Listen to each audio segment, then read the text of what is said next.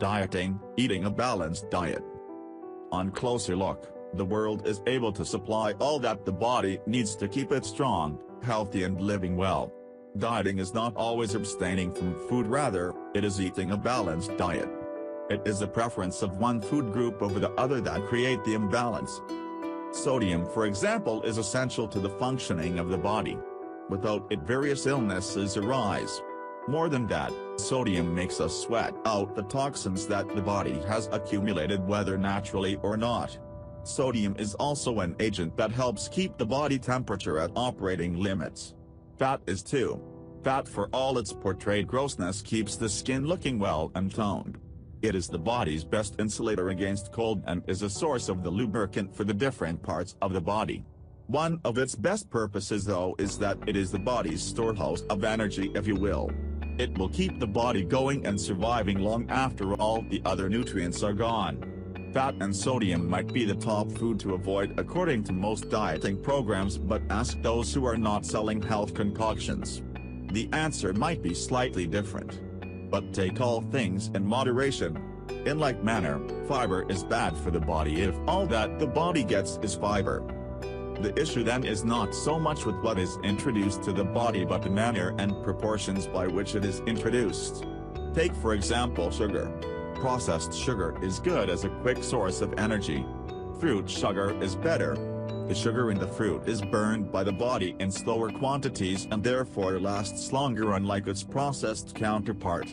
Fruit sugar does not give the feeling of a quick energy surge like that which we feel with processed sugar. Coffee likewise is a good source of antioxidants aside from its various benefits. Antioxidants keep us healthy, vibrant, and arrest the aging process. Of course, too much coffee is too much coffee. Just like anything that is ingested in copious amounts, the benefits are negated and often illnesses, if not discomfort, occurs. The best way to diet then is to have a balanced diet. Everything that we eat must be limited to or as close as possible to prescribed amounts. There is this food chart that is commercially available that will help anyone determine the correct ratio that the body requires. Elementary really, but very informative. It tells us of things that we should already know but do not. In an effort to get the best diet, we sometimes go to lengths to buy the expensive foods. Fine sentiment, but really unnecessary. All food has its purpose, all food has its own nutrient that will serve the body well. Everything that is edible under heaven is to provide life. The difference sometimes is in the advertising, who endorses it and how successful is the hype.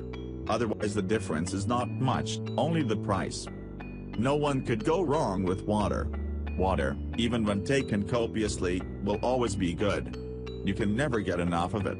That which the body does not need is either perspired or flushed out. The best way to a balanced diet then is to eat that which is available and to have variety, but only in prescribed amounts. If obesity is the issue, think of that which you eat most and limit its intake, or do not take it for a while until your weight normalizes. But drink water, lots of it.